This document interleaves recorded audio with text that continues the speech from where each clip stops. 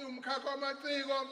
sifo olwembiza kodwa ke sikushela kumdali engathi yena ubone ejuleni onamandla okuletha induduzo epheleleyo angabopha unkosikazi kaSicebi ngebhande likamoya oyingcwele nomndeni nabo bonke abaseduzane okuzothi sihambe sonke namhlanje bona basale nombhede okade ulala uSicebi ongasezulala uSicebi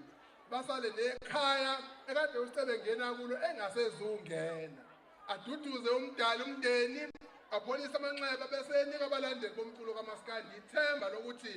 lo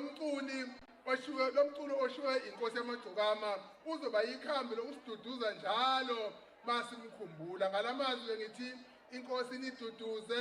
inkosi inibusise egameni likahulumeni wesifundazwe KwaZulu-Natal sithi ulale kahle Sicebi inkosi yamagcokama kokaDlamini ulale kahle Sipho igupta lakwaMchunu eyenu indima niyifezile amehlo amhlophe emndeni wakaDlamini nani mndeni wakaMchunu liyathobeka.